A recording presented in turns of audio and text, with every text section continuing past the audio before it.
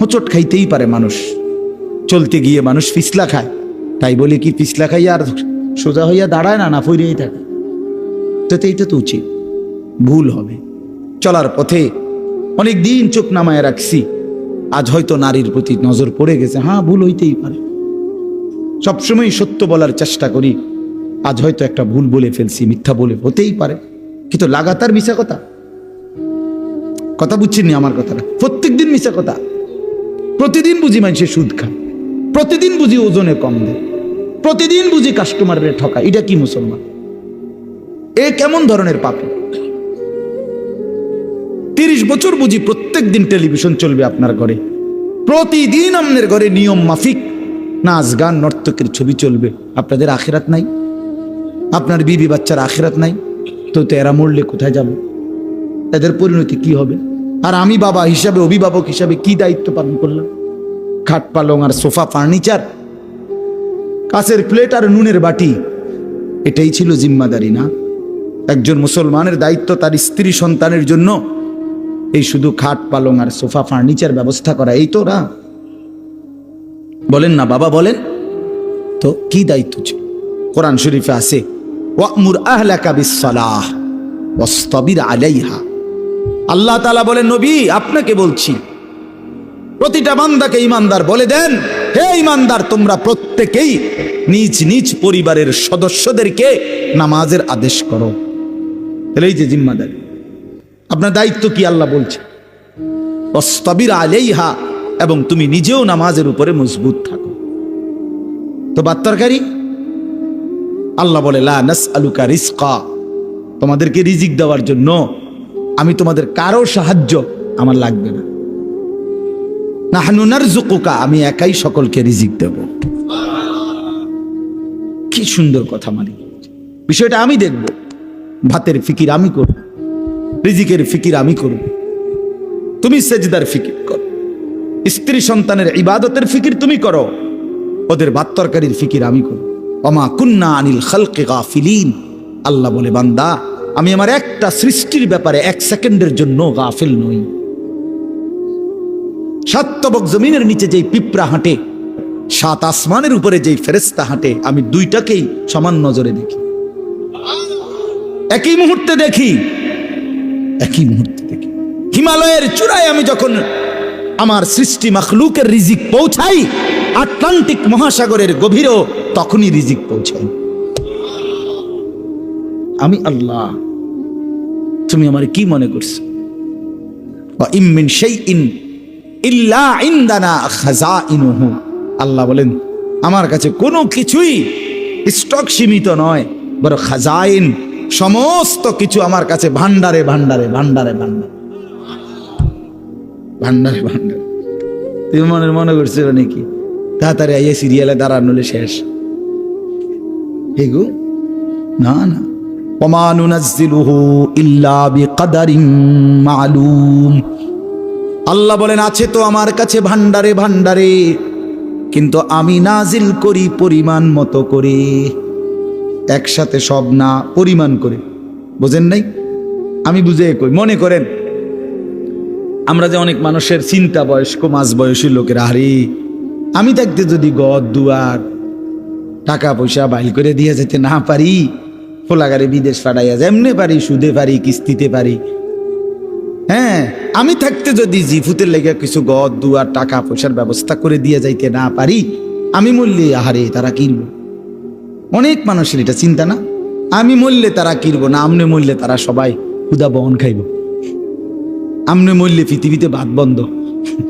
না না, এই শেষ ভাত আমনের আমলে, এরপরে শুধু বন দিয়ে আর চা দিয়ে ভিজে খাবো সবাই, হাবটাই শুধু একবার খাওয়াই না। ওনার আমলেই শুধু পৃথিবীতে কাম কাজ আর সব বন্ধ। এরপরে এই জন্য আল্লাহ বলে, বান্দা রে আমার কাছে আছে, টেনশন করো না, আমার কাছে আছে ভান্ডারে ভান্ডারে, কিন্তু আমি একসাথে দেখলে তো সংরক্ষণ করতে পারবা না। এই জন্য আমি আল্লাহ যখন যা প্রয়োজন পরিমাণ মতো নাজিল করে থাকি। তোমার উপরে রহম করি বলে, তোমার উপরে দয়া করেছি বলে দেই, তুমি এমন শুরু করছো কা? তোমার দাদা মরে যাওয়ার পরে তুমি কি মরছুনি? তাইলে এই পৃথিবীতে আগের মানুষ মরে যাওয়ার কারণে কি পরের মানুষগুলো মরে গেছে? তো আমি মরলে তারা কষ্ট পাইবে কেন? কথা বোঝেন না? গত 100 বছর আগের মানুষ যারা মরে গেছে, 300 বছর আগের যারা মানুষ মরে গেছে, তো তাদের কারণে আমগো কি অসুবিধা হয়েছে? তো আমি মরে গেলে আমার পরবর্তী জেনারেশনের কি অসুবিধা হবে? হায়াত থাকলে রিজিক আছে, হায়াত থাকলে কি আছে? এই জন্য আমি আপনাদের কাছে অনুরোধ করলাম, ভাই দয়া করে আমরা প্রত্যেকেই এই কথাটা, এই যে কয়জন আল্লাহর বান্দা বসছেন, চাচারা, বাবারা, নওজোয়ান ছেলে তোমরা, আমার ভাই, নিজেকে আমরা মুসলমান মনে করি, আল্লাহ আমাদেরকে এই দৌলত দিছেন। আমরা যদি আল্লাহকে ভুলে যাই, আখিরাতকে ভুলে যাই, বিশ্বাস আল্লাহর কসম, তাহলে আর আমাদের জীবনের কোনো মূল্য থাকে না। আমি শক্ত বললাম আর কি, কিন্তু বাস্তবতা এটাই, মানুষের কোনো পরিচয় থাকে না। কোরআন শরীফে একেবারে আমি বললে রাগ করার কিছু নাই, কোরআন শরীফে স্পষ্ট আছে। আল্লাহ বলছেন, যে মনের ইচ্ছা মতো চলে, আমার হুকুমের খেলাফ, নিজের মনে যা চায় তাই চলে, কসম আল্লাহর, আল্লাহ বলছে, হে নবী শুনেন, সে কোনো মানুষ না, ইনহুম ইল্লা কাল আনআম, সে শুধুই জানোয়ার।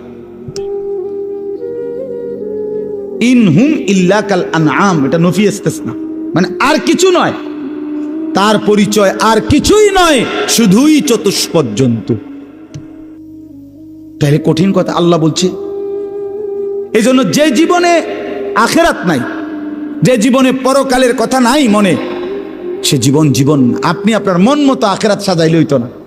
একবার না, শত শতবার আল্লাহ বলছে, বান্দা ভুলে যেও না, ভুলে যেও না, ভুলে যেও না, এই হাসি, এই কান্না, এখানকার সুখ, এখানকার বাড়ি, এখানকার সম্পদ, এখানকার ছেলে মেয়ের উপার্জন, এটা মিলাইয়া তৃপ্ত হইয়া যাইও না যে আমার পরিকল্পনা শেষ, আমার টার্গেট শেষ, আমার দুনিয়ায় আগমনের উদ্দেশ্য শেষ। না বান্দা, তোমাকে সামনে যেতে হবে, কবরে, আখেরাতে, হাসরে, ফুলসিরাত পার হইতে হবে। তার জন্য সামানা কোথায়, তার জন্য তোমার পাথেও কোথায়, সেটা মিলাও, সেটা মিলাও, সেটা দেখো। আফসুসের ব্যাপার, আজকে আমার দেশ, আমার সমাজের মানুষ, বয়স্ক 60 বছরের, 70 বছরের মুরব্বীরা, অনেকের জীবন তৃপ্ত, অনেকের জীবন সন্তুষ্ট হয়ে গেছে এই কথার উপরে যে 3টা ছেলে ছিল, 3 জনেরই বিদেশ পাঠিয়ে দিছি, 4টা মেয়ে ছিল, 4টা মেয়েই বিয়ে দিয়ে ফেলছি, একটা বিল্ডিং করছি, শহরে জায়গা কিনছি, ব্যাংকে টাকা জমাইছি, ব্যবহারের একটা গাড়ি আছে, খালাস, দুনিয়ায় আসার উদ্দেশ্য কামিয়াব, দুনিয়ায় টার্গেট ফিল আপ, আর কোনো কাজ নেই। যে জন্য আসছে উদ্দেশ্য হাসিল হয়ে গেছে, এটাই দুনিয়ায় আসার উদ্দেশ্য, ঠিক না? কথা বলেন না কেন?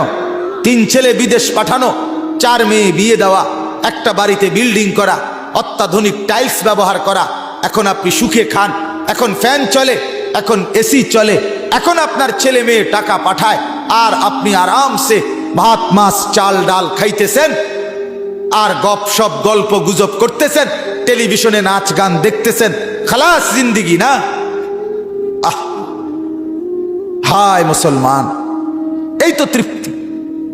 বুড়ো মানুষের চা দোকানের আড্ডা দেখলে, বয়স্ক মানুষের চা দোকানের আড্ডা দেখলে বুঝাই যায় উনি তৃপ্ত, ওনার মূলত কোনো টেনশন নেই, কোনো টেনশন নেই। চা দোকানে বসে বসে গপ মারে, সিগারেটের পর বিড়ি খায়, টেলিভিশনের নাচ গান দেখে, আরামসে আরামসে বসে আছে। তার মানে মরবে, পরকাল আছে, এই ভাবনাই নাই, এই ভাবনাই। আহ, আল্লাহ আমাদেরকে বুঝ দান করেন, আল্লাহ আমাদের কলিজার মধ্যে ফিকির দান করেন। আখিরাতের ফিকির ছাড়া জিন্দিগির কোনো মূল্য নাই, আল্লাহ এটাই বলছেন। এমনকি আল্লাহর নবী সাল্লাল্লাহু আলাইহি সাল্লাম ঘুম থেকে উঠে উম্মতকে শিখাইছে, উম্মত একবার ঘুমাইছিলা, মরেই গেছিলা, আবার যখন ঘুম থেকে চোখ মেললা, পৃথিবীর আলো বাতাস আবার দেখলা, আল্লাহকে জানায় দাও, আলহামদুলিল্লাহিল্লাযী আহইয়ানা বাদা মা আমাতানা।